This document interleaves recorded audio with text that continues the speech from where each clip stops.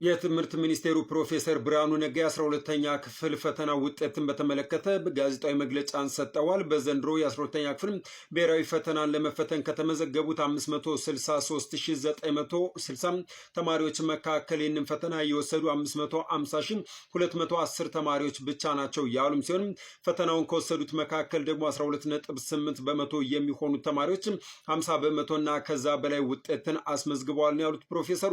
በአጠቃላይ ፈተናው ከወሰዱ ተማሪዎች መካከል ማለፍ የቻሉት ግን 70544 ተማሪዎች ብቻ ናቸው። ካለፉትም መካከል ደግሞ በተፈጥሮ ሳይንስ 16.5 በመቶ ሲሆን በማህበራዊ ሳይንስ ደግሞ ማለፍ የቻሉት 8.33 በመቶ ብቻ ናቸው። ከፍተኛ ውጤት ተመዝግቧል። በተፈጥሮ ሳይንስ ከ60591.6 ውጤት ያስመዘገበው የኦዳ ስፔሻል ቦርዲንግ ትምህርት ቤት ባዳማ ሲሆን በሴቶች በተፈጥሮ ሳይንስ ከ600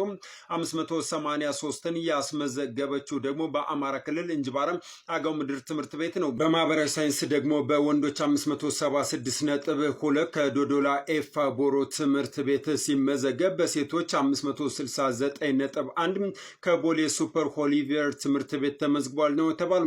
ታዲያ ተማሪዎቹ ውጤታቸውን በቀጣዩ ቀን ሰኞ ጠዋት ወይም ደግሞ ማክሰኞ ከሰዓት መመልከት ይችላሉ። ነገር ግን ተማሪዎችም በውጤታቸው ላይ የትኛውም ቅሬታ ካላቸው ከ5 እስከ 6 ቀን ቅሬታቸውን ማቅረብ ይችላሉ ሲሉ ነው ፕሮፌሰሩ የተናገሩት።